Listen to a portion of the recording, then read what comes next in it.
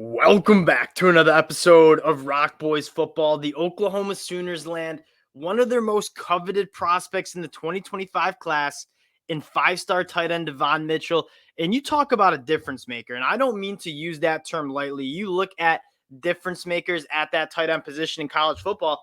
Heading into the 2023 season, I'd probably only put Brock Bowers in that category. And that's kind of the caliber of athlete I think the Sooners are getting with the guy in Davon Mitchell. And that's no shot at a tight end like Austin Stogner, who a very quality tight end, could be a second, third team all conference kind of guy. But in terms of being a difference maker to the level that a Davon Mitchell could be for this offense, I don't think I'd put him in that. I mean, the size, the athleticism, the ball skills that Davon Mitchell brings to the table is just a little bit at a different level. And there's a reason why I only named Brock Bowers in terms of difference maker tight ends, because it's extremely rare. And maybe thinking back, maybe Kyle Pitts could be added to that list, who was a couple of years ago at Florida. But other than that, you try to think about tight ends who are truly different. It's extremely rare. And I think the Oklahoma Sooners might have landed one with Davon Mitchell. Now, before we break down Davon Mitchell and take a look at the Sooners class in 2025, that is actually kind of turning out quite nicely. They're getting a very early start, and that 2025 class looks to be special. Just want to say thank you to the Sooner fans. You guys have been absolutely awesome. Whether we're talking transfer portal, whether we're talking spring games, whether we're talking high school recruiting, you guys always show out, show a ton of support, ton of Boomer Sooners in the comment sections. Can't thank you guys enough for rocking with the boys again. Appreciate you guys. If you do enjoy the updates, consider subscribing to the channel. And let's get into Davon Mitchell and talk a little bit about what he's going to bring, and then we'll get into the film and then take an early little sneak peek at this 2025 class. But again, it starts with the frame. 6'5", 245, and this is a dude that's going to be a junior in high school. He's already a fully developed man, but he has that frame that's rare, but he also blends that with the athleticism that's kind of next level. And you see the ball skills and you see the physicality. And when we turn on the film, you're going to see DBs struggle with the size that Davon Mitchell brings. And then when he's matched up with maybe a bigger defensive back, he's going to run right by him. And quite frankly, he's running by the smaller DBs too. That is kind of the level of athlete you're getting with Davon Mitchell. And possibly the most exciting part about his game is what he offers after the catch. And again, I don't mean to just keep comping him to a guy like Brock Bowers, but why is Brock Bowers so special for Georgia? What he can do after the catch in terms of absorbing contact, being just an absolute bear to bring down for defenders. You see a lot of that in Davon Mitchell, and it's kind of crazy that when you get into his film, you're looking at a kid who's a sophomore in high school, and he looks like a grown man. He's the best athlete on the field. This is a really exciting get for Oklahoma, and you go head-to-head against Alabama and Miami and win this out in 2025.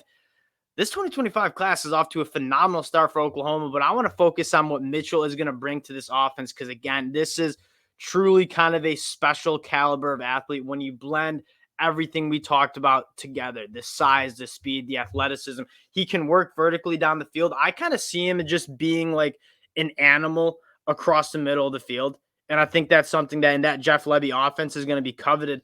But he's a guy that can work vertically. He can work those short and intermediate routes because you just want to get the ball into his hands and let him go cook. But that's kind of, you look back and like what I think he's really going to bring is just kind of an elite presence over the middle of the field.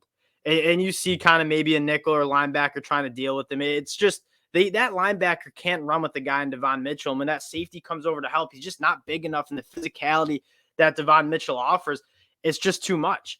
And so you're talking, and here we go, kind of just like get the ball in this guy's hands and let him go to work. I mean, it takes half the football team to bring this guy to the ground. And quite frankly, did they even bring him to the ground? I think he just didn't even fall down. Like it just offers kind of a special skill set that jump ball, the body control for a guy who's 6'4" to readjust and make a play. This guy brings just so much to that tight end position that, again, kind of rare, right? You don't see a lot. You see a lot of solid tight ends. And to get back to my point, you see a lot of solid tight ends. And I would say Austin Stogner, probably one of the more solid tight ends that you see in college football. What Davon Mitchell offers, though, is just a little bit different. I think he's more closer to that Brock Bowers level. And you look at what Brock Bowers brings to that Georgia offense, it's different. He has the frame to, I think, be very, very good as a blocker, too. And again, look at them trying to tackle this guy. They just can't. And he's a sophomore in high school. That's like the most exciting part for a guy like Davon Mitchell. Just a phenomenal get for the Sooners. And what's even more exciting is just looking at the runway for Oklahoma. And I don't mean to fast forward because I think this Oklahoma team, we've done like deep dives into this program, really high on what this team can be in 2023, but you project them going to the SEC. This 2025 class, you add a guy in Davon Mitchell.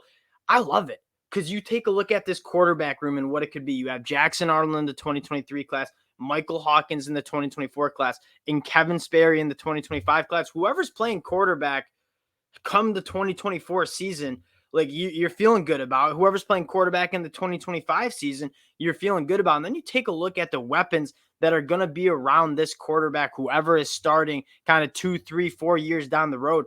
You love it, right? Grayson Harris, a guy that has a sophomore core, 87 passes for 1,300 yards and 10 touchdowns. The weapons around whoever's playing quarterback is going to be great. And you feel great about your quarterback room, right? Jackson Arnold, probably the future of this quarterback room, but you have a guy in Michael Hawkins who has a ton of upside, was an Elite 11 quarterback. Kevin Sperry, another one with big time upside. And you take a look at Kevin Sperry, and we broke him down.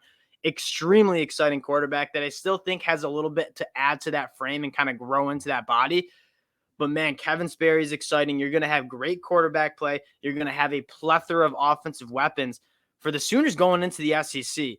You're really excited, and you give Brent Venables some more time to get the personnel he wants on that defensive side of the ball.